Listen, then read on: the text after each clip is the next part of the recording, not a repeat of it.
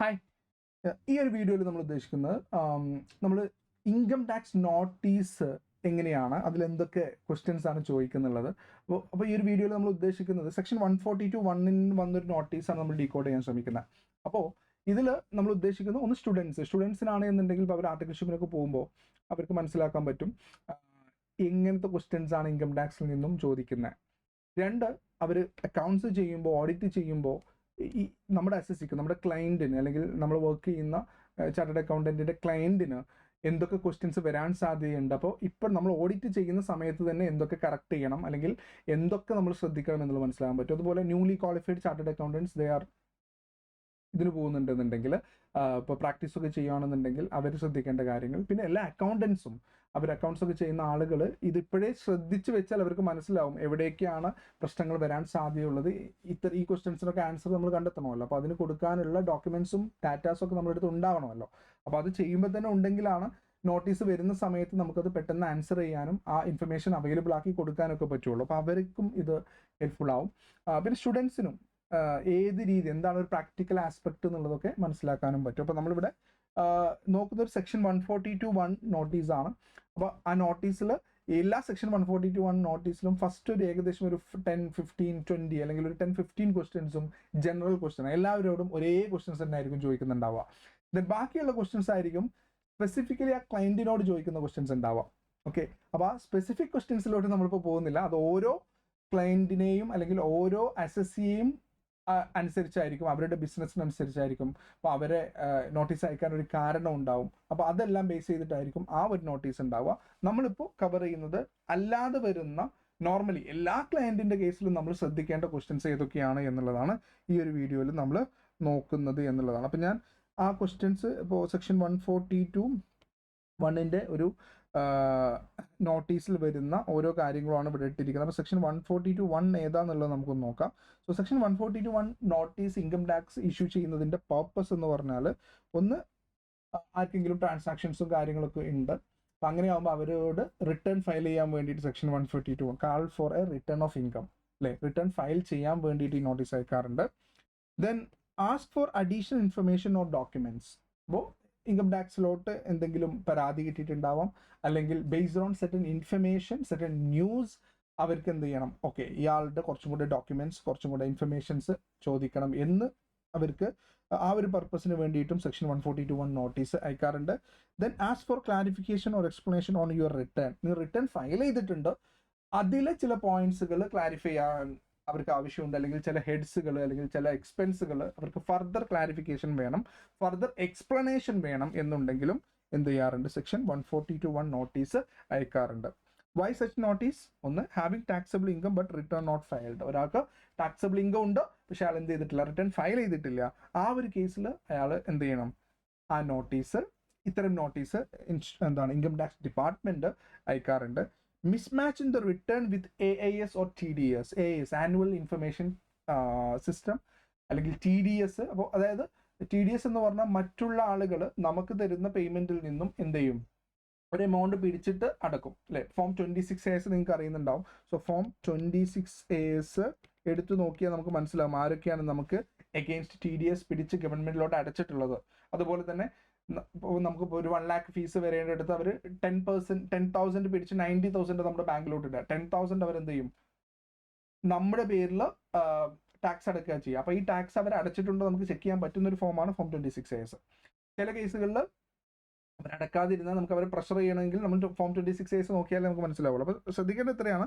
അപ്പോൾ ആ form TDS വന്ന എമൗണ്ടും നമ്മൾ ഫയൽ ചെയ്ത എമൗണ്ട് നമ്മൾ വ്യത്യാസമുണ്ട്. ഫോർ എക്സാമ്പിൾ, ഞാൻ ഇൻകം കാണിച്ചത് 10 ലക്ഷമാണ്, പക്ഷേ എൻ്റെ പാർട്ടീസ് എനിക്ക് അഗെയിൻസ്റ്റ് TDS ഫയൽ ചെയ്ത ആൾക്കാരുടെ ടോട്ടലി കൂട്ടുമ്പോൾ 15 lakhs ഉണ്ട്. അവിടെ മിസ്മാച്ച് ഉണ്ട്. അപ്പോൾ അത് എന്നോട് ചോദിക്കപ്പെടും. So mismatch in the return with AIS ആവാം, TDS ആവാം. ആനുവൽ ഇൻഫർമേഷൻ സിസ്റ്റത്തിൽ ഒരുപാട് ഇൻഫർമേഷൻസ് വരും. അപ്പോൾ നമ്മൾ ബാങ്കിൽ നിന്നുള്ള ഇൻട്രസ്റ്റുകൾ, നമ്മൾ ക്യാഷ് ഡെപ്പോസിറ്റ് ചെയ്തിട്ടുണ്ടെങ്കിൽ അത്, അതുപോലെ തന്നെ നമ്മുടെ GSTയിലെ ഇൻഫർമേഷൻ അത് പിക്ക് ചെയ്യും. പിന്നെ നമ്മൾ പ്രോപ്പർട്ടീസൊക്കെ ഒരു നിശ്ചിത അളവിന് മേലെ നമ്മൾ പ്രോപ്പർട്ടി രജിസ്റ്റർ ചെയ്തിട്ടുണ്ടെങ്കിൽ രജിസ്ട്രേഷൻ ഡിപ്പാർട്ട്മെൻറ്റ് അവർക്ക് ഇൻഫർമേഷൻസ് അയച്ചിട്ടുണ്ട്. അപ്പോൾ ആ ഒരു ടോട്ടൽ ആ ഒരു വർഷത്തിൻ്റെ information system, annual information system എന്ന് പറയാം, അതുമായിട്ട് ഞാൻ റിട്ടേൺ ചെയ്തത് മിസ്മാച്ച് ഉണ്ട് എന്നുണ്ടെങ്കിലും ഈ ഒരു സെക്ഷൻ 142 നോട്ടീസ് അയക്കും. High value transaction not properly reported property, mutual fund, high value transactions ഉണ്ട്, പക്ഷെ അത് നമ്മൾ കൃത്യമായിട്ട് കാണിച്ചിട്ടില്ല എന്നുണ്ടെങ്കിൽ, പ്രോപ്പർട്ടി റിപ്പോർട്ട് ചെയ്തിട്ടില്ല എന്നുണ്ടെങ്കിലും 142(1) നോട്ടീസ് ഇഷ്യൂ ചെയ്യും. കാരണം അവർക്ക് ഇൻഫർമേഷൻ ചോദിക്കാനുള്ളൊരു നോട്ടീസാണ് 142(1). Then random scrutiny or risk based selection by the income tax department. ഓരോ വർഷവും റാൻഡം ആയിട്ട് ചില ഫയൽസുകൾ നമ്മുടെ ഭാഗ്യക്കേട് കൊണ്ട് ചിലപ്പോൾ നമ്മുടെ ഫയലാവാം, അല്ലേ, SSCസിൻ്റെ ഫയലാവാം. അപ്പോൾ അങ്ങനെയാണെങ്കിലും ആ സ്ക്രൂട്ടണിയിൽ റാൻഡം സെലക്ഷനിൽ നമ്മൾ വർക്ക് ചെയ്യുന്ന സ്ഥാപനങ്ങളോ പെട്ടിട്ടുണ്ടെങ്കിൽ അതിനും അവർ ചിലപ്പോൾ സെക്ഷൻ 142(1) നോട്ടീസ് അയക്കാറുണ്ട് എന്നുള്ളതാണ്. ഇനി നോട്ടീസ് അയച്ചു ഞാനങ്ങ് ശ്രദ്ധിക്കാതിരുന്നാൽ പോരെ എന്നാണ് എന്നുണ്ടെങ്കിൽ, what is the consequences of non compliance? ഒന്ന്, എയുടെ കയ്യിലുള്ള ഇൻഫർമേഷൻ വെച്ചിട്ട് അങ്ങ് അസസ്മെന്റ് കംപ്ലീറ്റ് ചെയ്യും. അതാവും പിന്നെ നമ്മൾ assessment to best of their judgment. ഉറപ്പായിട്ടും നമ്മൾ സഹകരിക്കുന്നില്ലെങ്കിൽ എന്തായിരിക്കും അവരുടെ ബെസ്റ്റ് ജഡ്ജ്മെന്റ് എന്നുള്ളത് നമുക്ക് ഊഹിക്കാമല്ലോ. അപ്പോൾ വരും നമ്മുടെ ബാങ്ക് അക്കൗണ്ടിൽ വന്നതെല്ലാം ചിലപ്പോൾ അവർ ഇൻകമായിട്ട് എടുക്കാം. അപ്പോൾ അത് കുറച്ച് കോംപ്ലിക്കേറ്റഡ് ആണ്. അപ്പോൾ പിന്നെ നമുക്ക് എന്ത് ചെയ്യണം, അപ്പീലിനൊക്കെ പോകണം. അതിന് ഒരുപാട് ഫീസ് ഉണ്ട്, ഒരുപാട് ഫോർമാലിറ്റീസ് ഉണ്ട്. അപ്പോൾ ആ ഒരു കാര്യത്തിലോട്ട് കിടക്കുമെന്നുള്ള. അപ്പോൾ സെക്ഷൻ 142(1) നോട്ടീസ് നമ്മൾ അവോയ്ഡ് ചെയ്താൽ അസസിങ് ഓഫീസർക്ക് എന്ത് ഓപ്ഷൻ ഉള്ളൂ, അയാളെടുത്തുള്ള ഇൻഫർമേഷൻ വെച്ചിട്ട് അയാൾ ഒരു അസസ്മെന്റ് പ്രിപ്പയർ ചെയ്യും.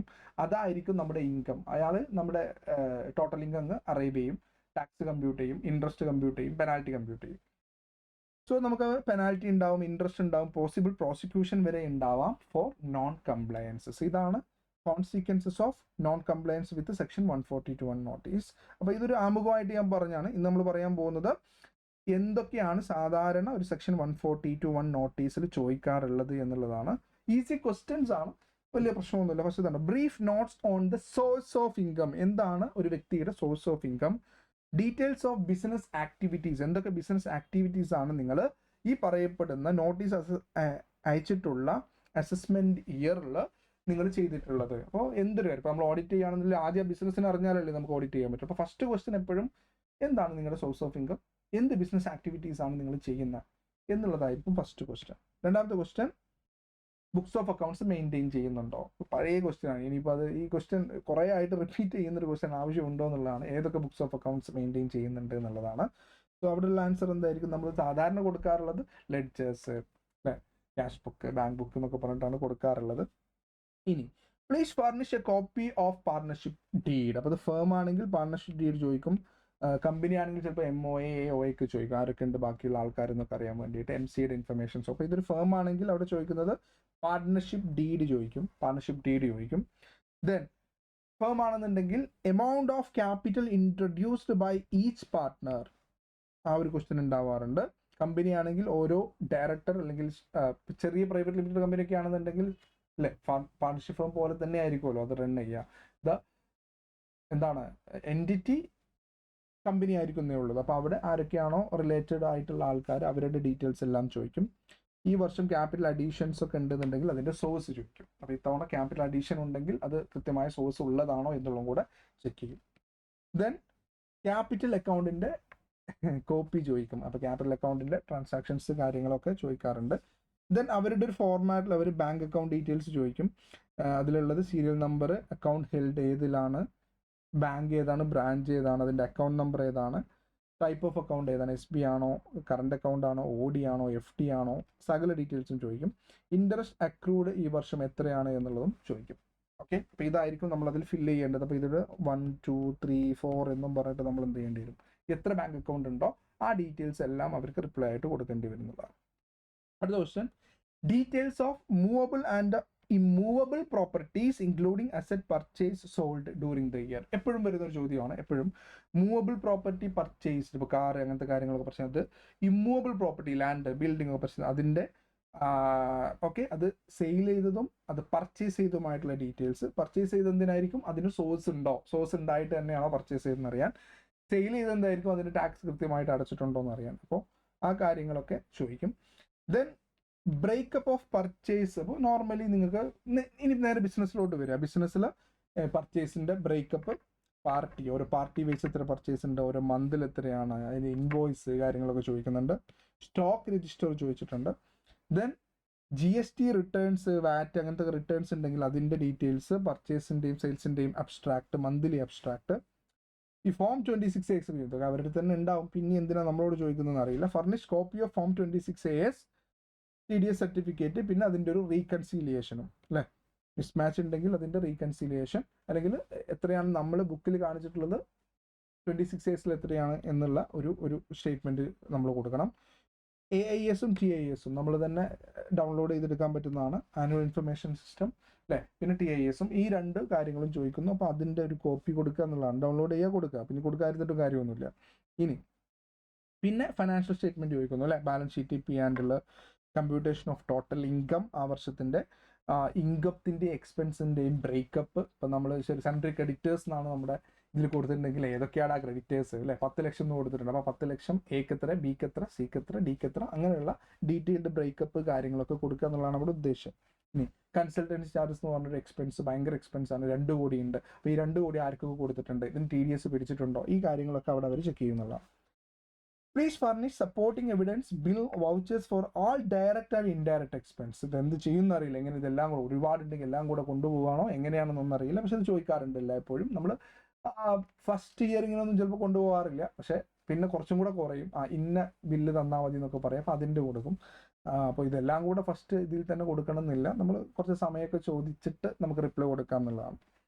ഇതേപോലെ തന്നെ ഡീറ്റെയിൽസ് ഓഫ് സൺഡ്രി ഡെപ്റ്റേഴ്സ്, ഇത്ര റുപ്പീസാണ് നിങ്ങൾ റിട്ടേണിൽ കാണിച്ചിട്ടുള്ളത്, അപ്പോൾ അതിൻ്റെ ഡീറ്റെയിൽസ്, സൺഡ്രി ഡെപ്റ്റേഴ്സിൻ്റെ ഡീറ്റെയിൽസ്, നെയിം വേണം, പാന് വേണം, ഓപ്പണിംഗ് ബാലൻസ് വേണം, അഡീഷൻസ് വേണം, ഡിലീഷൻസ് വേണം, ക്ലോസിംഗ് ബാലൻസ് വേണം എന്നുള്ളതാണ്. ഈ ഒരു ഫോർമാറ്റിൽ തന്നെ വേണം എന്നുള്ളതാണ് റിക്വയർമെൻറ്റ് പറയാറ് സാധാരണ. Then details of TDS liable cases with copies of TDS returns ചോദിക്കുന്നുണ്ട്, TDS സർട്ടിഫിക്കറ്റ് ചോദിക്കുന്നുണ്ട് അല്ലേ, അതിൻ്റെ പേയ്മെൻറ്റ് ഡീറ്റെയിൽസ് കാര്യങ്ങളൊക്കെ ചോദിച്ചിട്ടുണ്ട് അല്ലേ. Then if tax has not been, ഇപ്പം നമ്മൾ ടാക്സിൽ പഠിക്കുന്ന ഓരോ കാര്യങ്ങളും ശരിക്കും ഇവിടെ കവർ ആവുന്നുണ്ട് എന്നുള്ളതാണ്. ഇത് ജനറൽ കേസാണ്, പിന്നെയാണ് സ്പെസിഫിക് കേസിലോട്ട് പോകുക, അത് ഞാൻ ഇവിടെ ഇത് ചെയ്യുന്നില്ല, കാരണം ഓരോ ക്ലയൻറ്റിനും അത് വ്യത്യാസമായിരിക്കും.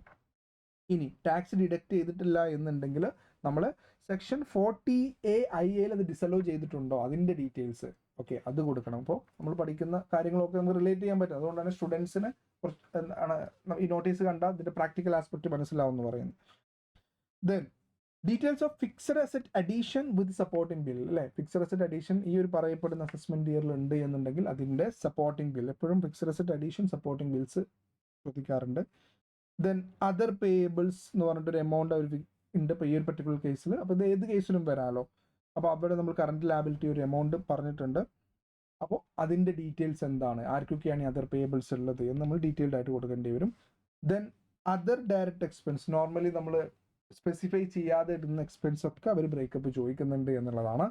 Then other specific question related with that particular SSC, അതാണ് ഞാൻ പറഞ്ഞത്, അതാണ് കൂടുതലുണ്ട്. അപ്പോൾ ഒരു 20 ക്വസ്റ്റ്യനോളം ഈ പറഞ്ഞ കാര്യങ്ങൾ ശരിക്കും എല്ലാ ബിസിനസ് ചെയ്യുന്ന ആൾക്കാർക്കും, ഇൻഡിവിജ്വൽ ആയിക്കോട്ടെ, കമ്പനി ആയിക്കോട്ടെ, ഫേം ആയിക്കോട്ടെ, ടാക്സിൻ്റെ കേസസിൽ വരാൻ സാധ്യതയുള്ള ക്വസ്റ്റ്യൻസ് തന്നെയാണ്. നോർമലി ഒരു 142(1) നോട്ടീസിൽ വരുന്ന ക്വസ്റ്റ്യൻസ് ഇതൊക്കെയാണ് എന്നുള്ളതാണ്. ഇത് ഒരു ക്വസ്റ്റ്യൻ ഉണ്ട്, ഈ ഒരു ക്വസ്റ്റ്യൻ ഒരു നോട്ടീസ് വന്ന അതിൽ നിന്ന് തന്നെ എടുത്ത ക്വസ്റ്റ്യൻസ് ആണ്. നോർമലി ഇത്തരം ക്വസ്റ്റ്യൻസ് തന്നെയാണ് സെക്ഷൻ 142(1)ൽ വരാറുള്ളത്. നമ്മളിത് ചെയ്യാൻ കാരണം സ്റ്റുഡൻസ് ആണെങ്കിലും പ്രാക്ടീസ് ചെയ്യുന്നതാണ്, ഇനി ബിസിനസ് ഓണേഴ്സ് ആണെങ്കിലും ഒക്കെ ഒരു ഐഡിയ ഉണ്ടാകാൻ വേണ്ടിയിട്ടാണ് ഇങ്ങനെയാണ് ക്വസ്റ്റ്യൻസ് ചോദിക്കുക. അപ്പോൾ ഇതിനെല്ലാം നമുക്ക് റിട്ടേൺ ആയിട്ടുള്ള ആൻസറും പിന്നെ അവിടെ പോയി പറയലും ഒക്കെ ചെയ്യേണ്ടി വരേണ്ടതായിട്ട് ഉണ്ടാവാറുണ്ട് എന്നുള്ളതാണ്. സോ ഞാൻ ഈ ഒരു വീഡിയോയിൽ ശ്രമിച്ചത് ഇതിൻ്റെ ഒരു പ്രാക്ടിക്കൽ ആസ്പെക്റ്റ് പറയാനാണ്, മനസ്സിലായെന്ന് വിചാരിക്കുന്നു.